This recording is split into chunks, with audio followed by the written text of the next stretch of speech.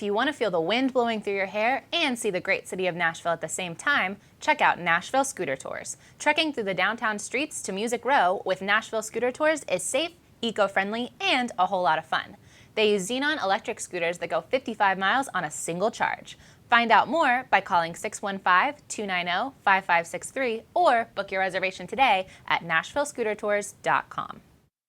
From the family grocery hauler to fire-breathing racing engines, the one name you need to know is USA Motor and Machine, located at 51 Cleveland Avenue in Nashville, Tennessee. Give them a call at 615-726-3725 or at usamotorandmachine.com. Welcome to Music Business Daily, where we bring you the hottest music headlines. Yes, we do. Today, the Beatles might get their own money in England. Whitney Houston and Michael Jackson get their own musical. And MTV is doing a Japanese-English music station on TV. Konnichiwa. Stay tuned. Jeff Meeks and Chris Austin invite you to watch your favorite sports event at the Batter's Box at 43 Hermitage Avenue in Nashville, Tennessee. The Batter's Box offers shuttle service to all Titans home games. It's a great place for friends to gather for the game and after the game. So check out the Batter's Box Bar and Grill, and thanks again for sponsoring the show. If you're looking to learn guitar, check out Dave Isaac's Guitar Studio on Music Row. Whether you are a beginner or hobbyist, to professional songwriter or artist, Dave offers a unique and powerful method of instruction that teaches not just the instrument, but the whole musician. Find out more at NashvilleGuitarGuru.com. Hello! It is the new year. We're back. Welcome. Thank you for spending your 2013 with us, and your 2012, hopefully. But I'm Kelsey Manning. And I'm Shara Rivera. And we're going to tell you what's happening. Going to get started now. We are. Ready to go. So, the Beatles, Mick Jagger, Robbie Williams, David Beckham, and Princess Diana are all being considered for a new banknote, for the $10 pound banknote in England. Apparently, they've got over 150 names that they're considering of Great Britons.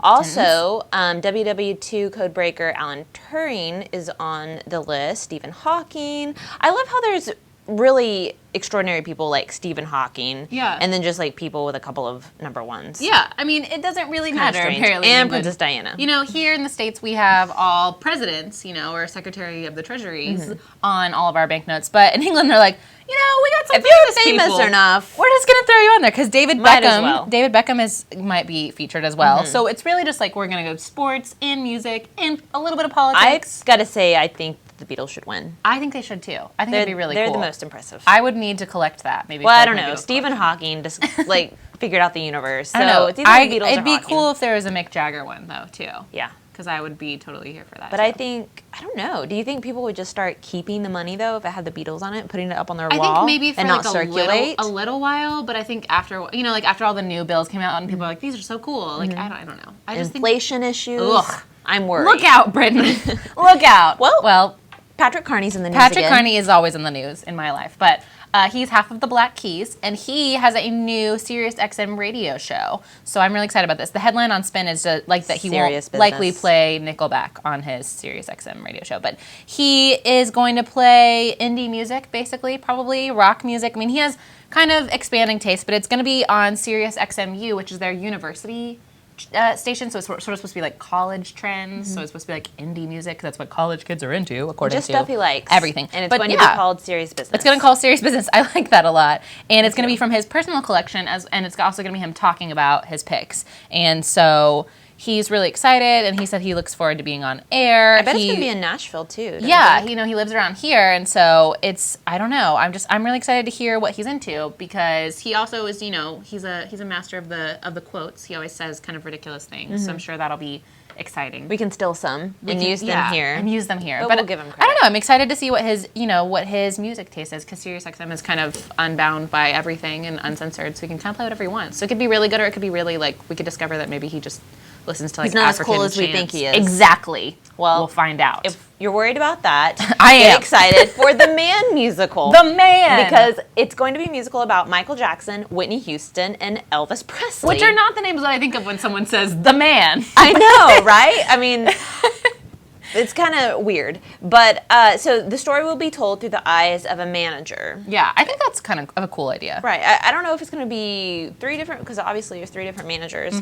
But yeah, so it's going to be cross between Goodfellas and Dreamgirls. And it's going to be fictional, but they're saying it's inspired by the rise of Jackson, Elvis Presley, and Whitney Houston. I guess it's going to be using all that music. That's going to be hell expensive. That's what I don't know. Getting the rights to all those songs. I know. I mean, it's like 3 major superstars. And, you know, all 3 of them have had things kind of made about their lives, you know, obviously. But I'm interested to see, you know, is this really going to be about them? Is it just going to feature their music? Is it going to be kind of like Dreamgirls-y where it's like, oh, it's kind of like the Supremes, but it's not. We're not going to call it, you know, I don't know. Whitney Houston hasn't had a movie about her life yet. Exactly. So...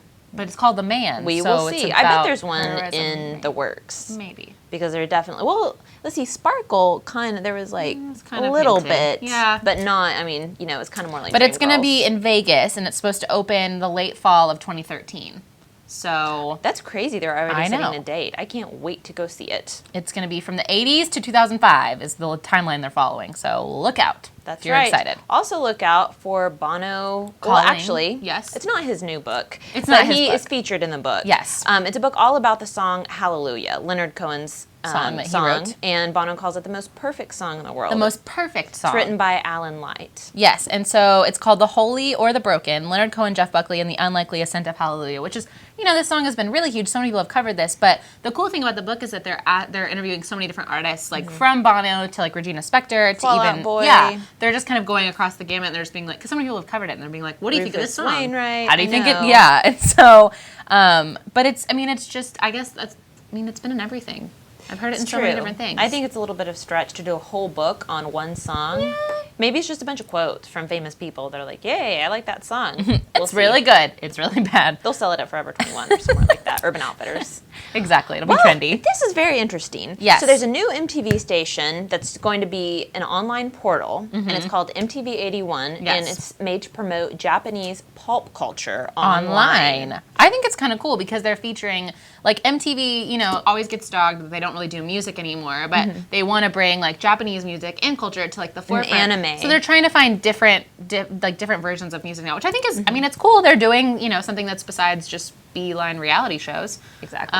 So I'm kind of excited for this, and I think Jersey that Shore spinoffs. Yeah, exactly. And I think that there's a lot of interest in Japanese culture right now. It's kind of risen, you know, like Japan, South Korea, like North Korea, China. All of that's kind of like coming to the forefront in America because we're slow to pick up on those things. Yeah, and it says that the content is mainly going to be targeted at 18 to 34-year-olds worldwide. Because anime and Japanese culture is everywhere. Yeah. So it's called MTV 81. It'll I don't be know why it's called soon. It's 81. not saying the exact date, but we will keep you posted. 81 is the international dialing code for Japan. So facts. Clever. Well, last story of the day. Yes. Taylor Swift is named 2012's most charitable star. Yes. And she topped Rihanna, and Rihanna gives $1.75 million. She just dropped that the other day. Right, in one big swoop. But Taylor Swift this last year has given away $4 million. That's crazy. Partly to the Country Music Hall of Fame and her Ripple of Hope Award. Yeah.